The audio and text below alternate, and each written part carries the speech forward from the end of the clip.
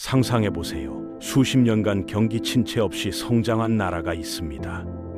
낮은 실업률, 높은 중위부, 부러운 생활 수준. 표면적으로는 지구상에서 가장 성공한 국가 중 하나죠. 그런데 이 번영의 이면에는 전혀 다른 이야기가 펼쳐지고 있습니다. 수백만 평범한 시민들에게 이 국가적 번영의 서사는 점점 더 허구처럼 느껴지고 있어요. 이건 갑작스러운 위기의 이야기가 아닙니다. 행운의 나라를 만들었던 바로 그 토대가 천천히 그러나 확실하게 무너지는 이야기죠. 이 나라의 이름은 호주입니다. 지금부터 호주 경제가 어떻게 깊은 구조적 결함 위에 세워졌는지, 그리고 수년간 무시됐던 그 균열들이 왜 이제는 숨길 수 없게 됐는지 그 이야기를 풀어보겠습니다.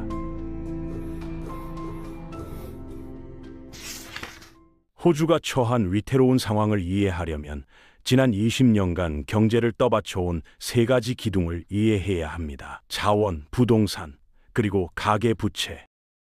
오랫동안 이 세 기둥은 서로를 강화하며 강력한 성장의 순환을 만들어냈어요. 문제는 오늘날 이들이 취약성의 사슬로 변했다는 점입니다. 첫 번째 기둥인 자원 경제부터 시작해 볼까요? 2008년 글로벌 금융 위기가 닥쳤을 때 대부분의 서구 경제는 무너졌습니다. 반면 호주는 거의 손상 없이 통과한 것처럼 보였어요. 비결이 뭐였을까요? 중국이었습니다. 중국의 엄청난 원자재 수요, 특히 철광석 수요가 호주를 구했죠. 이 중국 주도 광업붐은 국민 소득을 급증시키고 경제 전체를 형성했습니다. 숫자를 보면 그 의존도가 얼마나 심각한지 알 수 있어요. 2023년 중국은 호주 철광석 수출의 무려 84%를 구매했습니다. 철광석 하나만으로도 국가 전체 수출의 23%를 차지하는 상품이죠. 놀라운 수치입니다. 그런데 이 붐에는 부작용이 있었어요. 광업에서 흘러나온 돈의 홍수가 호주 달러를 강화시켰고, 이는 제조업 같은 다른 경제 부문을 세계 무대에서 경쟁력 없게 만들었습니다. 호주는 단지 자원을 팔아서 부자가 된 게 아니에요. 구조적으로 자원에 의존하게 됐고 한 명의 주요 고객에게 의존하게 됐습니다. 이는 경제를 중국의 산업 정책 변화와 성장 둔화에 극도로 취약하게 만들었죠. 그렇다면 그 광업 자금은 어디로 갔을까요? 엄청난 부분이 두 번째 기둥인 부동산으로 직접 흘러들어갔습니다.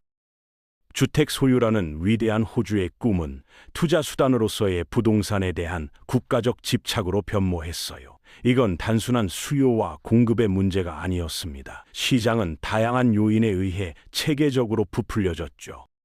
수요 측면에서는 네거티브 기어링이나 자본 이득세 할인 같은 관대한 세금 혜택이 부동산 투자를 장려했습니다. 이민으로 인한 높은 인구 증가도 지속적으로 주택 수요를 부채질했어요. 공급 측면에서는 제한적인 구역 법규와 건설 지연이 병목 현상을 만들어 가장 필요한 곳에 충분한 주택을 공급하지 못했습니다. 10년 이상 이 폭발적인 조합은 기록적인 저금리로 연료를 공급받았고, 이는 막대한 돈을 빌리는 것을 그 어느 때보다 저렴하게 만들었어요. 결과는 국가 역사상 가장 심각한 주택 위기 중 하나입니다.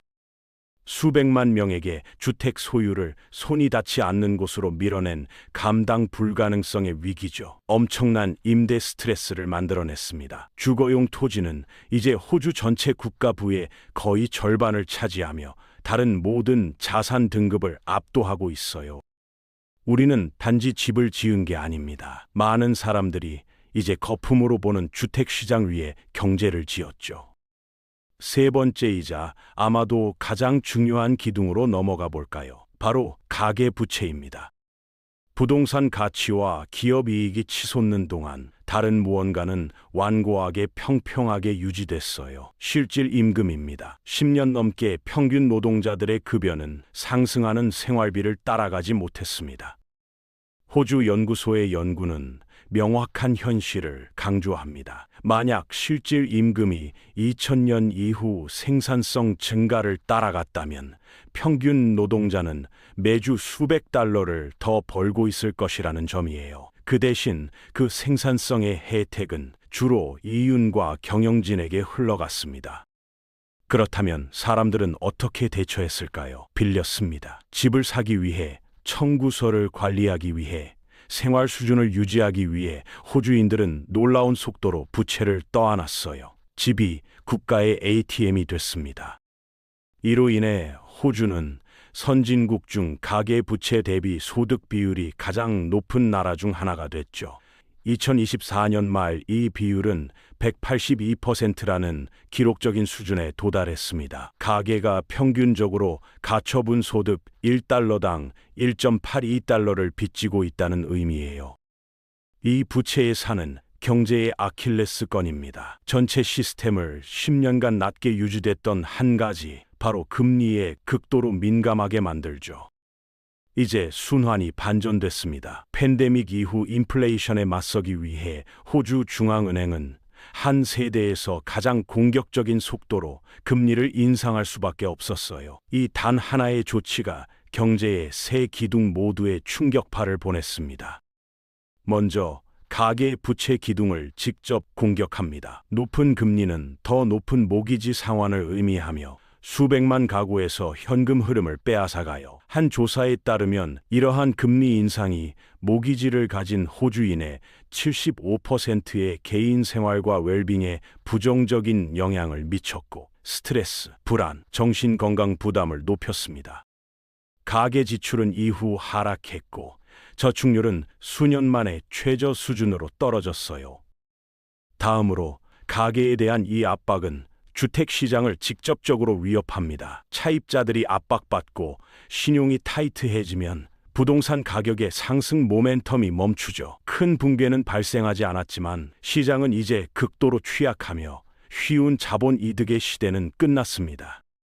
마지막으로 이 국내 압박은 호주의 최대 고객인 중국이 자체 경제 역풍에 직면하고 있을 때 일어나고 있어요. 중국의 부동산 부문 위기와 성장 둔화는 호주 자원 수출의 불확실성을 만들고 있습니다.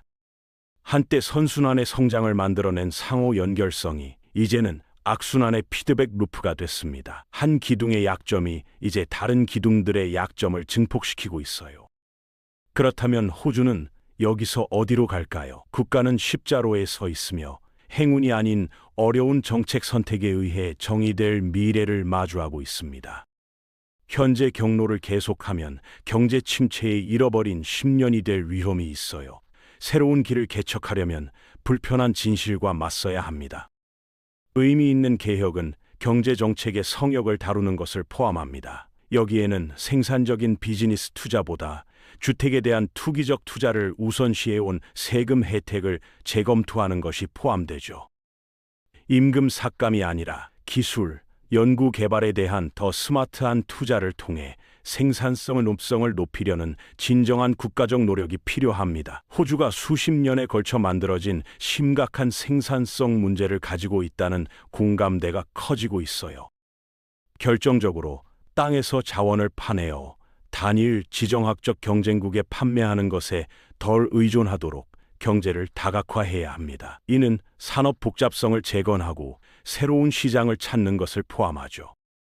이러한 해결책 중 어느 것도 쉽지 않습니다. 강력한 기득권에 도전하고 다음 선거 주기를 넘어서는 장기적 정치적 비전이 필요해요. 위험은 정책 마비입니다. 지도자들이 구 모델로부터 혜택을 받은 부동산 소유 유권자 기반을 화나게 할까봐 두려워 행동하지 못하는 것이죠. 호주 경제의 이야기는 더 이상 단순한 행운의 이야기가 아닙니다. 의존, 부채, 착각에 관한 복잡한 경고의 이야기예요. 지난 20년 동안 놓인 토대는 번영을 제공했지만 회복력을 희생시켰습니다. 앞으로 몇 년은 심오한 시험이 될 것입니다.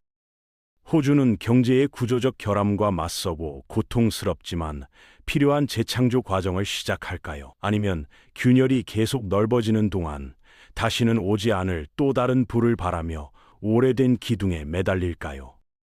지금 내려지는 선택이 호주가 더 지속 가능하고 공평하며 진정으로 번영하는 미래를 건설할 수 있을지, 아니면 단지 길고 고통스러운 쇠퇴를 관리할지를 결정할 것입니다. 행운은 영원하지 않습니다. 이제 필요한 건 용기입니다.